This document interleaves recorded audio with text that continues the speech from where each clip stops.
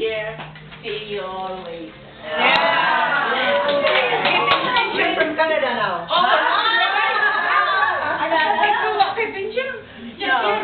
We have a little bit. It's honey. Okay, fine.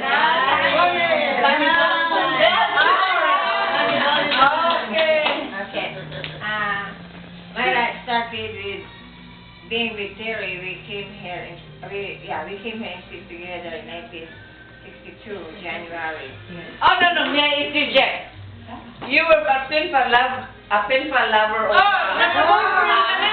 Start from that one. Boyfriend ako. We knew each other already because when I was in high school, his Swedish niece introduced me to him.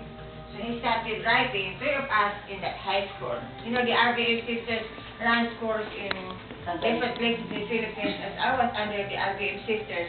And so, we were both boys and girls in 4 years, first year of high school to fourth year. But then this young girl who happens to be his niece introduced me to him. There were three of us that were introduced to him. You're the best, Let me continue that. When my niece is a nephew, I was busy with my homework, going fishing. Doon namin fishing sa inyo sa Osroki ko. I'll entertain that if you give me the katangayan. Guapa, dato, bright.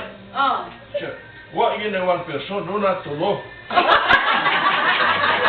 Guapa, kaya kong ngalan. Katong dato, kaya ngalan. Ikitong bright, Spanish.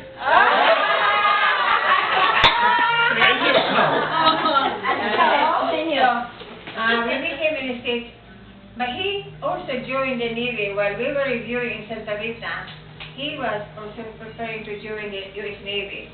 So, in plain language, he came here and stayed ahead of me. He came here in 1960. I followed in 1962, January. Second, go back to that a little bit. On the second day of in your board exam, Timothanan, that was the day I passed the Navy examination. You were already boyfriend. Yeah, because we were writing to each other since 1957.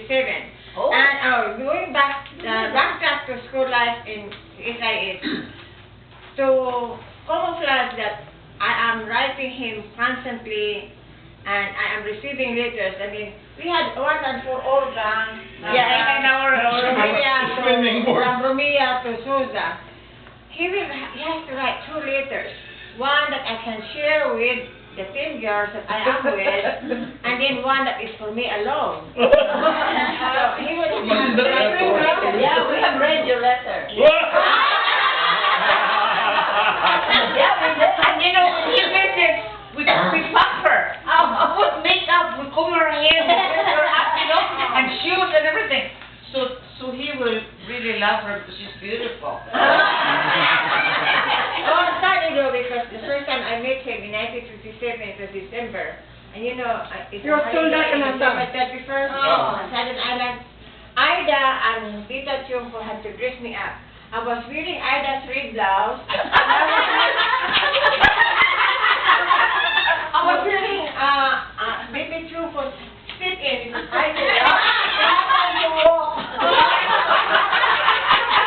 That's the first time we meet each other.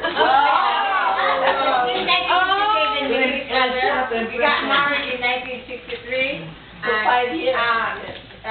63 June 1st. And boy, we were fast. I had a kid in 64, 65, 66. Oh, you're right. We had 3 kids every year.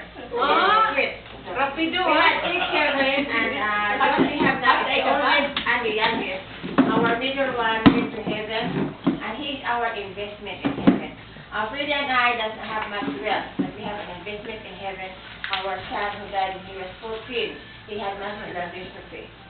So now I have my oldest is 59, not married, got married when she was 26, got unmarried after 5 years marriage, so no grandchildren. I have a youngest son who is 47. He's not married. He's He's a nurse. Both of my children are nurses, but none, the oldest is not doing bedside nursing. The youngest one is doing bedside nursing. But we are fortunate that we had just celebrated our 50th anniversary last June. Okay, last night, that was the outfit I had for our Our 50th anniversary. it was not known to us that they were fixing us a reading restriction for our 50th anniversary. My sister and our church members fixed it for us, and I only learned that there was something coming a week before because that somebody made a mistake of telling us, how was your anniversary party? I said, what anniversary party? So that gave me a clue that there was one that we were fixing. But I know it was coming, and we didn't do anything. The reason why we don't want to celebrate it because number one is We got a bunch of friends. and because we have lived in that parish for over 38 years. So we know everybody. And then somebody will complain and magmahay na wala maimbita. But sure enough, somebody had nagmahay na wala maimbita. It's beyond our control. We didn't do the invitation. And like I said, we had celebrated our 50th anniversary. We didn't have that all perfect marriage. We fight, but we would rather fight than switch. Let me a little bit. Come on, yung mga screening board, do you know about the Vivid Girlfriends, right? Right. Kaya pagka, when you take the board, ako nakapasama sa Cruz Navy. So before that, I lived here in Rancho de Island. I went to Manila kaya dito mo ko nagtatrabaho. Flying school. No, hindi mo I work also in theater. So, after 2 years, di na siya makatos, di niya pa siya na sa Manila. Dito sa Santarita. Niya ako runner na niyo, night duty ko, mapalit o. Masukot ko ipapalit, ako yung runner, palit. Ako yung runner. Kaya kung may una sa Manila. Unya, after that, nakasort ko sa Navy, una na ko, nabili na ko siya. Bili mo. Niya, why siya kagwanta yun? Apasan ako sa Amerika.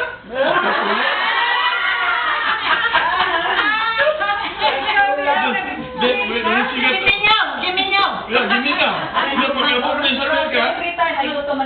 Pag-abot sa Amerika, lagyan sa kukat sa Puerto Rico. Wala may magkita. Puerto Rico, kung mamulong mag-Pilipinas, dalawa kung ngayon, ito na pa si Cairo. Nagpadakot na lang yun ko.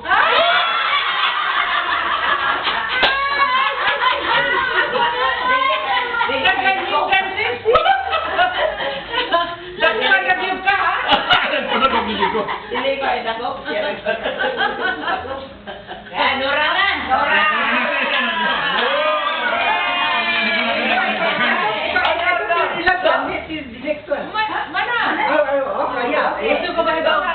Gusto ko mag-hibaw, di ba ni mag-ihap o balibo sa ring?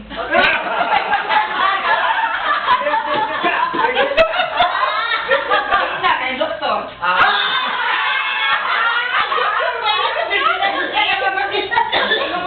Ikaw? Wala minyo, pero imong doktor?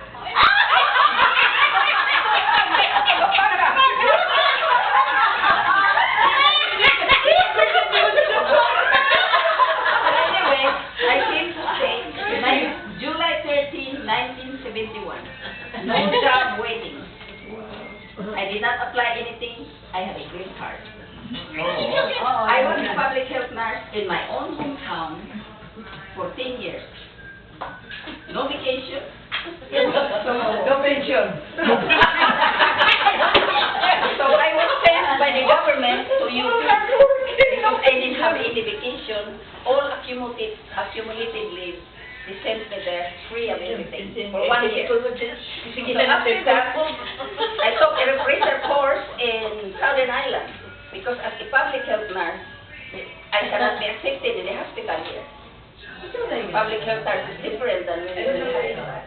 Anyway, when I came here, I had a job. So immigration said, you are a brave lady. You're going to a foreign land. No friends. So, tourist. green card. Nag-apply ka na? I had a green card while I was working in a public sector. I applied. Yeah. I thought you came here without kuan. Blue job. I have blue job, but I had a green job. The nurse of the time. So when I arrived, I remember Bisya gave me find a job. That's My good. first payment was $2 per hour. For nurses at the time, ilo ba sila na? But I worked in Chicago in a podiatry hospital for 6 months. Podiatry for free.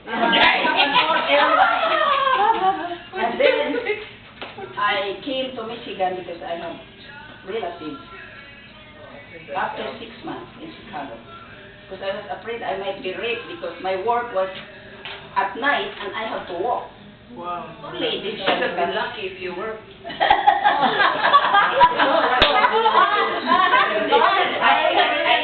I ended up working in Michigan until I retired. First, I was in med-surg, emergency room, and all the departments. My best was emergency room because that time we just fly. But I was not contented with that. I went to postal service. Because of the retirement. Yeah. I'm a federal employee. Yeah. 26 years. Wow. The best. Yeah. Best officer. It's not inside, it's just simple work. Clinic. And then I retired at the age of 69 in 2007. The reason I retired because I was praying to the Lord, how can I get all my sick time? I cannot tell a lie to my head nurse. So one day, the Lord guided me, go to your doctor, ask for an extra slip. I did not have any symptoms, no coughing, no pain, but the result of my chest x-ray, they found it's more in my left upper lung. That's a way of working the Lord to get all my vacation time. So I got all of that. I had an operation, no treatment. It was just time. Left upper lung. But I am a cancer survivor. I'm proud to tell you, I'm okay.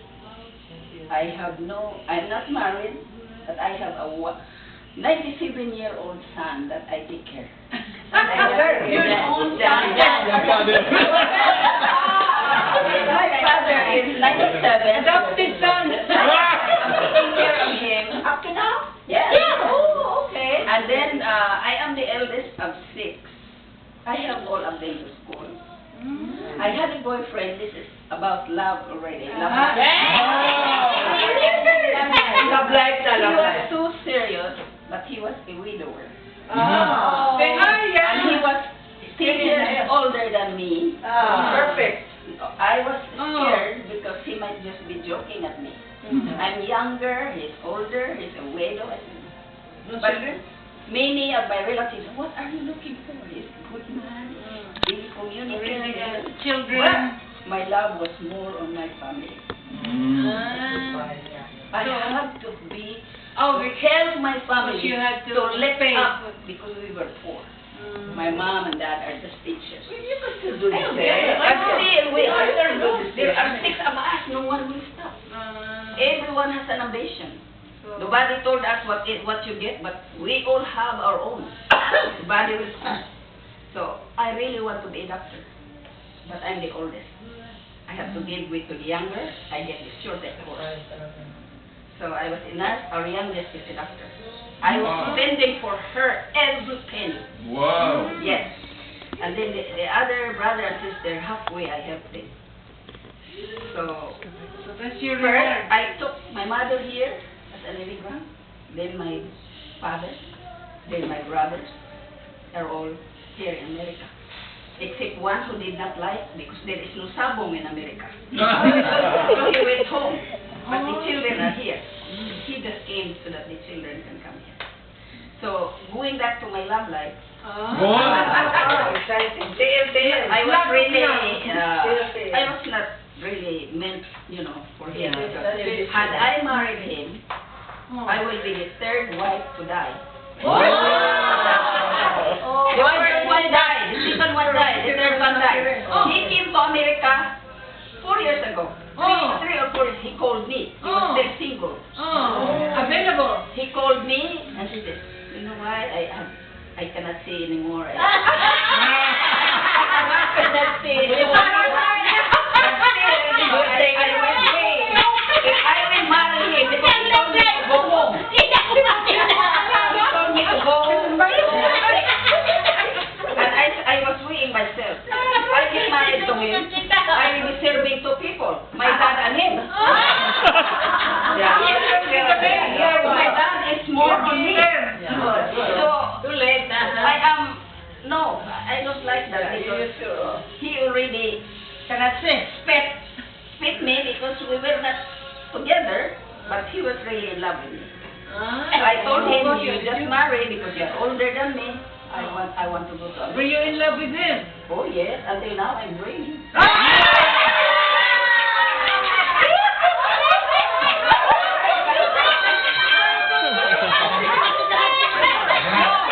He's back in the, he's from Kidnon. Simo pala. He's a very nice man. He's an engineer, but maybe he kissed me 3 or 4 times.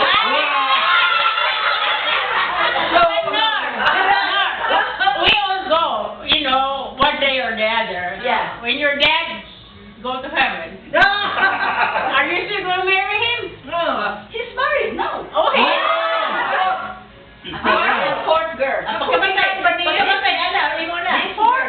Yeah, when she told me, come home, to sick, we go, what for? Let's take a vacation here. I said, I cannot take any vacation yet. Maybe she was planning that, He he was planning that, see, 2 people I will take care of. Yeah. And my dad. He's 80 years old now. Oh my He God. married someone that's older than 16 years Anyway, old. Dora, what's important is that you won't be counting the balibo of the rig because you'll be very corrupted. I don't get the connection.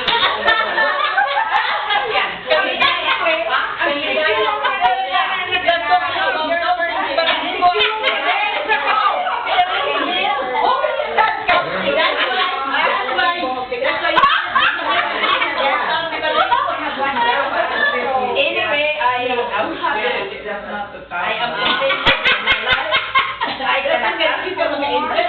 My therapy is gardening every summer. I have not bought any vegetables since June. Yeah.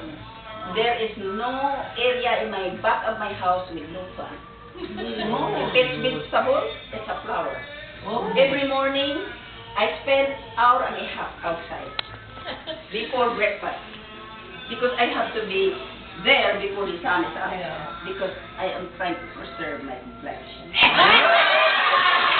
You're beautiful.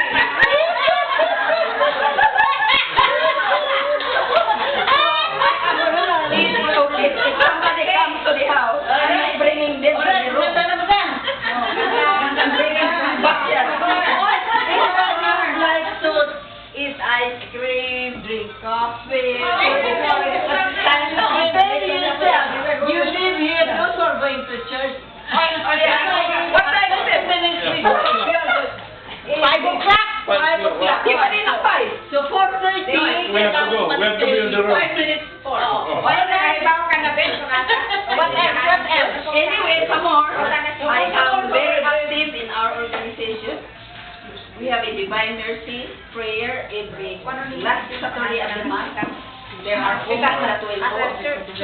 And we have also a Filipino gathering. Hindi ako nag-atay ka na. Pero,